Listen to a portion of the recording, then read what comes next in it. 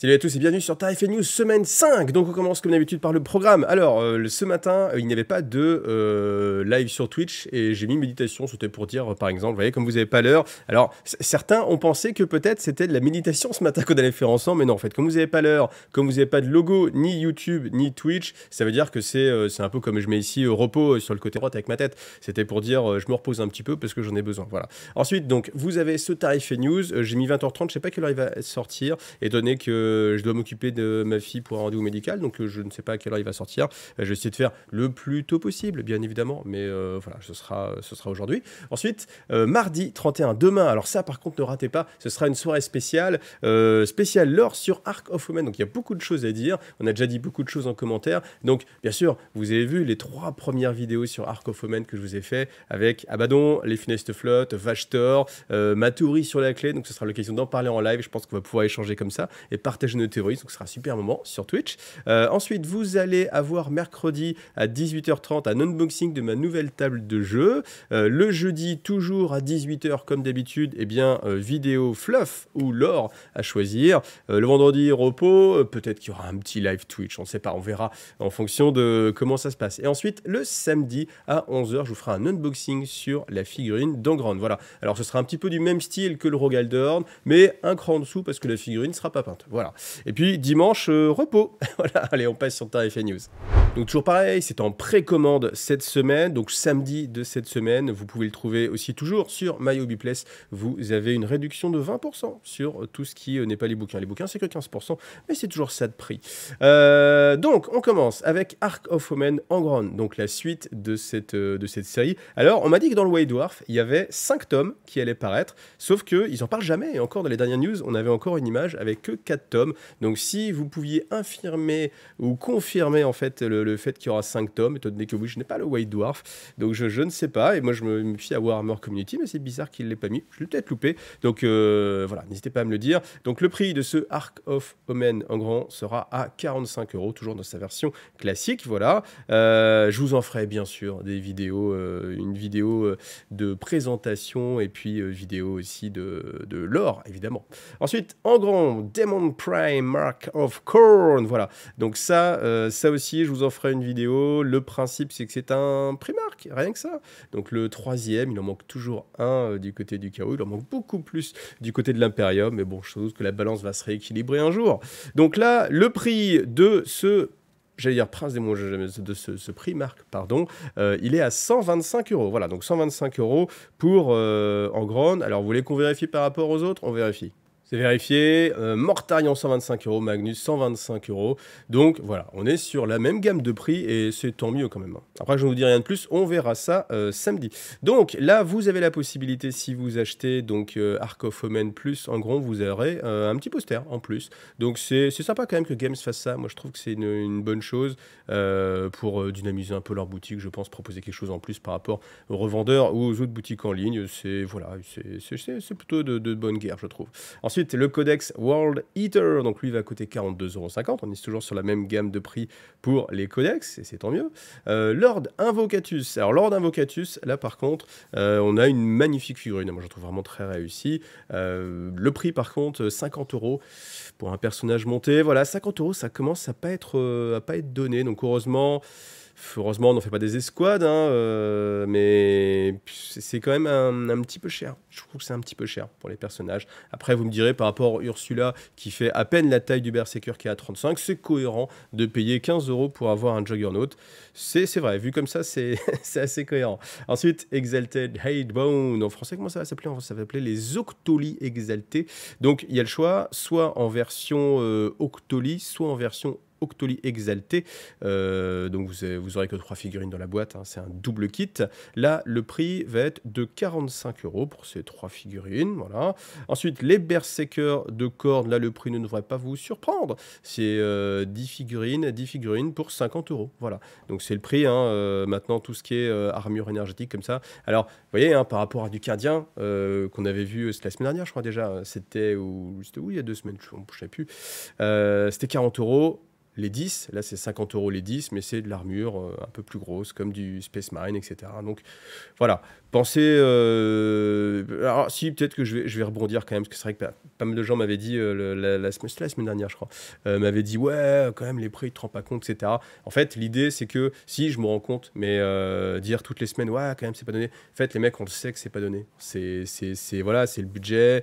Soit ça vous plaît, et puis, bah voilà, pas de souci. Soit ça vous plaît pas, il y a des solutions. Vous voyez, comme des sites comme MyUbiPlace, par exemple, c'est pas pour faire de la pub, mais il y a d'autres solutions. Vous attendez un petit peu, vous essayez de trouver ça en occasion, il y a l'impression 3D, etc., etc. Mais en fait, c'est que j'en avais un petit peu marre, je vous avoue, là, je suis vraiment honnête avec vous, de parler toujours prix toutes les semaines. Enfin, des fois, c'est... Et puis là, j'avais pas envie pour la Astra Militarum. Peut-être parce que c'était une armée qui m'attire. Je trouvais que les figurines étaient très réussies. Alors certes, 40 €, surtout pour l'Astra Militarum, où on en met plein des tartines, c'est pas donné. Mais voilà, quel autre choix on a? Enfin, vous avez plusieurs choix quand même, malgré tout. Mais bon, après, des fois, j'avais envie de changer un petit peu. Donc voilà, ceux qui ont dit que j'avais pas les pieds sur terre... Si, mais bon, toutes les semaines, des fois, c'est un petit peu lassant. Voilà, vous avez, j'espère, compris ce petit message, mais qui, j'imagine, va régénérer encore plein de commentaires. Voilà, donc les jacals, ils sont combien? Ils sont 1, 2, 3, 4, 5, 6, 7, 8, 9, 10. Eh ben oui, 40 €.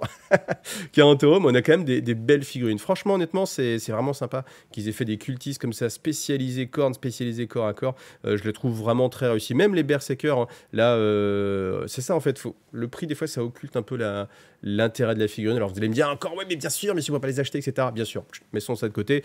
Parlons juste de la beauté de la figurine. Et je trouve que les Berkos sont vraiment super bien réussis. Et par rapport aux anciens, là, c'est fou, hein. Bon, évidemment, il y a des années qui séparent les deux, mais je trouve vraiment qu'ils ont fait un excellent travail en fait pour les Berserkers, et que il y a pas, enfin, j'ai moins le sentiment, pourtant on est sur du chaos, hein, et puis du chaos marqué, hein, mais j'ai moins l'impression qu'il y a cette volonté un peu too much de faire too much pour dire regardez, on peut faire du détail. Là, c'est...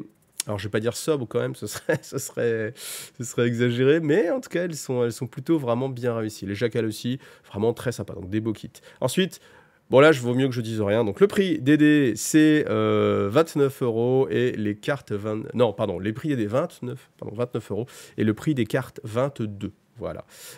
Ensuite, vous avez des bouquins. Vous avez en grand l'Ange Rouge qui va sortir en français aussi. Ça, c'est très sympa qu'on ait des sorties comme ça un petit peu en même temps. Donc, il va être au prix de 15 €. Voilà. Ensuite, une boîte. Alors, cette boîte que je trouve pas très sexy. Alors, le truc, c'est qu'on a vraiment l'impression... On est aguiché avec le nouveau Prince Démon. C'est sympa. Par contre, il est packagé avec les anciens Terminator. Combien de temps encore on va les avoir ces Terminators, je ne sais pas, mais je pense que les figurines ont bien vieilli. Ensuite, des possédés, carrément deux boîtes de possédés, le Eldrake qui doit pas être dans les ventes les plus folles.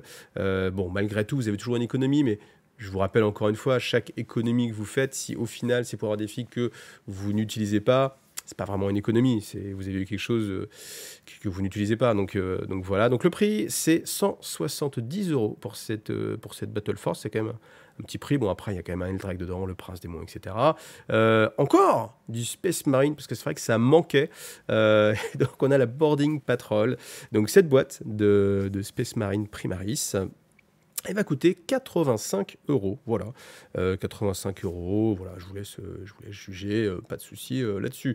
Blood Bowl, donc je n'ai pas les prix parce que c'est chez Forge World. Donc on a Bryce the Slice, voilà. J'aimerais bien la voir en vrai. Je pense que je pourrais la voir en vrai prochainement. Par rapport à la sculpture, la peinture, tout ça, etc. Je suis vraiment curieux de la voir en vrai, cette figurine. Et puis voilà, toujours des kits pour l'Horus Heresy, des livres en VO. Donc on passe tout de suite à la suite. Alors cette émission Tarif et News, elle est sponsorisée par Torek Wargame Accessoires, donc merci beaucoup Torek.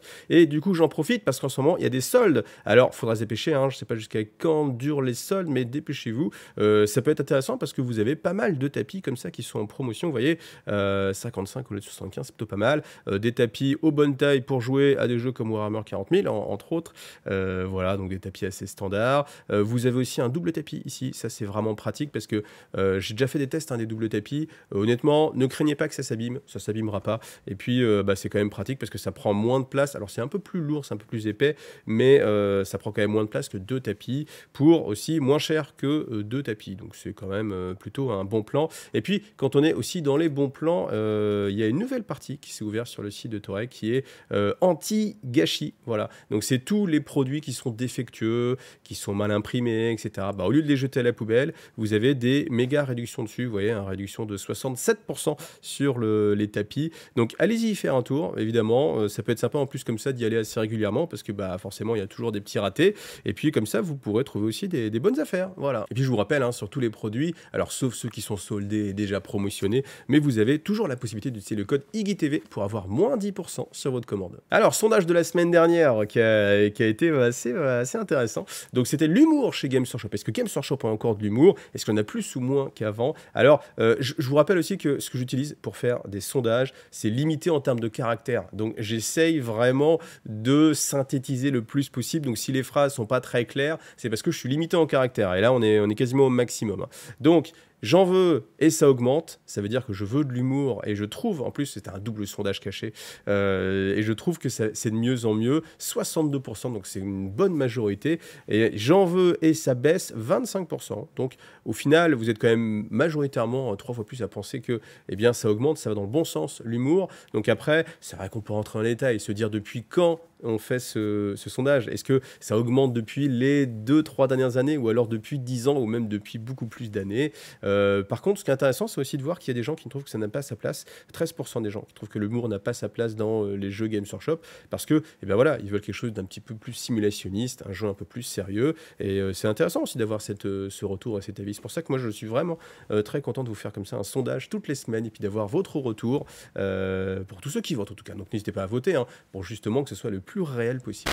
Alors ils ont fait un petit article sur Warhammer Community, sur Vashtor, voilà, forcément, un nouveau personnage comme ça emblématique. On a vu qui va sortir dans une boîte avec les Dark Angels, donc on a un combat. Alors honnêtement, vu la posture d'Azrael, enlacé comme ça dans Vashtor, je suis curieux de voir comment il a pu réussir à en arriver à cette position. Mais en plus, Azrael, vous voyez, c'est un gars...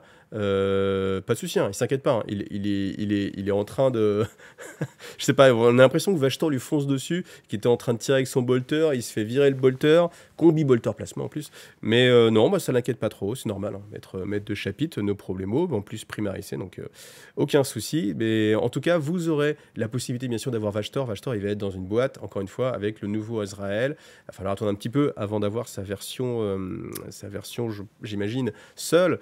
Donc voilà, si vous avez des amis d'Archangel, c'est possible ça, ouais. Si vous avez des amis d'Archangel. Ah oui, si, j'ai oublié de le faire. Il fallait absolument que je fasse une blague. Et j'ai oublié qui me l'a dit. Je crois que c'est Alvaten, mais il va me taper encore si c'est pas lui. Mais je crois, alors je m'excuse si c'est pas lui, mais il m'a dit, c'est dommage qu'ils aient fait une boîte avec 2 factions du chaos. Voilà, donc ça, c'est pas de moi. Moi, j'ai juste dit que je ferai l'écho de cette blague, parce qu'elle est rigolote, mais je dégage toute responsabilité de cette blague. En tout cas, là, on a un petit article, en fait, qui vous explique un peu plus qui est Vashtor. Ce qui est sympa aussi, c'est qu'ils refont un point avec Be'lakor. Et ils disent que Be'lakor a un peu de mal à attaquer, en fait, Vashtor. Donc, c'est pour donner, en fait, du poids, tout simplement, à Vashtor, et pas dire, voilà, Vashtor, c'est un gars qui arrive comme ça, de nulle part, et puis, que font les dieux du chaos? Vous voyez, je vous l'ai déjà expliqué aussi un petit peu dans ma vidéo, donc n'hésitez pas à retourner la voir si vous ne l'avez pas vue. Enfin, retournez la voir si vous ne l'avez pas vue. Allez la voir si vous ne l'avez pas vue. Et retournez la voir si vous avez envie. Mais là aussi, c'est bien parce qu'on parle de Be'lakor. Donc après, est-ce qu'à un moment donné, peut-être aussi Be'lakor, étant donné que son rivaux va intervenir, mettre son petit grain de sel? Je pense que c'est pas impossible, étant donné que, vous voyez, il le saupoudre. Alors bien sûr, la grosse question, c'est qu'est-ce que va faire Vashtor sur le roc? Eh bien, on aura la réponse prochainement. Voilà. Donc sondage de cette semaine, sondage qui va être justement sur tout ce qui est partie fluff de Ark of Omen numéro 1. Normalement, si vous suivez la chaîne, vous avez quand même une très bonne vision de ce que c'est, vous avez peut-être aussi acheté le bouquin. Et ma question c'est, est-ce que vous êtes satisfait de la tournure que prend Ark of Omen avec le premier tome? On ne parle pas des rumeurs, de ce qui va peut-être sortir après, on parle vraiment du premier tome Ark of Omen. Est-ce que vous êtes content de la direction fluffique? Je ne parle pas non plus de termes de règles, je parle vraiment que le lore, le fluff. Est-ce que vous êtes content? Est-ce que ça vous excite? Est-ce que ça vous plaît? Est-ce que ça vous donne envie? Ou est-ce que vous êtes déjà un petit peu déçu? Voilà, dites-le moi aussi en commentaire dans la partie pour voter. Alors un moment bien sûr qui fait toujours plaisir, c'est le moment de remercier tous mes tipeurs, tous ceux qui croient en la chaîne, qui m'encouragent et qui, de par leur aide, en fait, rendent la chose possible pour du long terme. Vous savez, j'ai un objectif de financement pour le SMIC avec Tipeee, avoir un SMIC avec Tipeee tout simplement pour pouvoir continuer à travailler sur la chaîne. Eh bien, on n'en est pas loin, on n'y est pas encore, mais on s'approche vraiment. Donc, comme je l'ai dit, j'ai pas envie de vous faire une vidéo, les gars, s'il vous plaît, aidez la chaîne encore.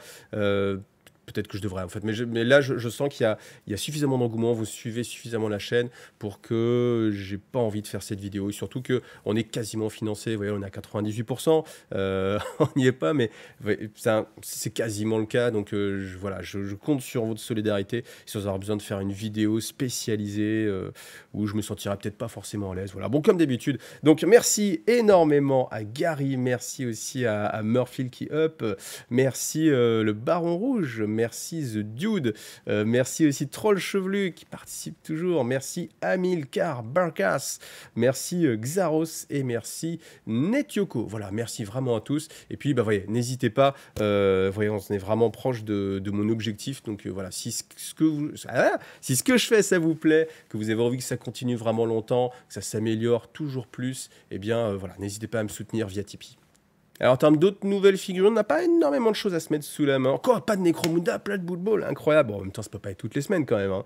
Mais déjà qu'on n'est pas loin, donc mais bon. Donc là, on a les figurines exclusives, event exclusives pour 2023. Donc vous en avez deux, une pour Warhammer 40 000, plutôt typé Edge of Sigmar, évidemment. Donc on a un commissaire, voilà, avec le look bien badass des commissaires, l'épée plantée dans le sol. Alors il a bien fait attention de le mettre entre deux cailloux. Alors c'est le caillou qui a été coupé par l'épée, je ne sais pas. Et en tout cas, voilà, comme ça lui permet de cacher son livre et de, eh bien, tout simplement achever quelqu'un, simplement punir quelqu'un. Voilà. Pourquoi alors c'est classe l'épée planté, mais j'imagine la scène en fait. Il a son épée, il a son pistolet bolter. D'ailleurs, où range-t-il son pistolet bolster vu qu'il a un pistolet laser dans le holster et qu'il n'a pas a priori d'autres holsters? Donc, où va-t-il même ranger son épée? On ne sait pas trop. Et toujours est-il qu'il a en plus un bouquin dans la main avec quelque chose d'un petit peu magique dans cette figurine. En fait, je la trouve hyper badass. Mais quand on réfléchit 2 secondes, tu fais, mais alors attends. Du coup, où est-ce qu'il met son pistolet bolter? Il l'attache à la ceinture peut-être.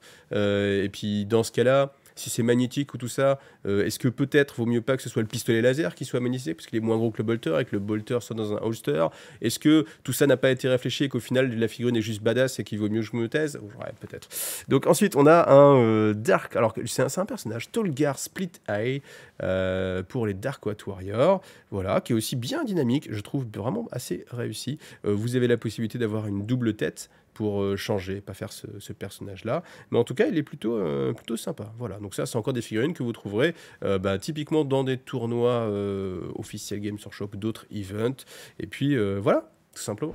Ah, mais après, oui, on ne sait pas ce qu'il a sous sa gabardine. Hein. On imagine qu'il a un autre holster caché, une mini-bibliothèque et un truc pour ranger son épée, hein, bien évidemment. Et puis son képi aussi, on ne sait jamais. Voilà, merci encore à vous tous d'avoir vu Tarifé News. Merci à tous ceux qui mettent des jolis commentaires et qui sont contents d'en trouver ce rendez-vous toutes les semaines. Vraiment, venez demain en live. Je pense qu'on va se faire plaisir, hein, discuter fluff et lore. Donc, n'hésitez pas, hein, demain 21h, il y aura ce live. Ce live, je pense aussi que je le remettrai sur YouTube, visible de tous, parce que, étant donné qu'on est vraiment dans une bonne synergie, une bonne, je vais pas trouver le mot, mais un bon truc sur le fluff, eh bien, ce serait dommage peut-être de ne pas mettre ça aussi en rediffusion. Donc, la vidéo sera aussi en rediffusion, mais que ça ne nous empêche pas de venir demain sur Twitch. Voilà, merci à vous tous. Pensez à vous abonner, à liker tout ça. À bientôt. Salut à tous.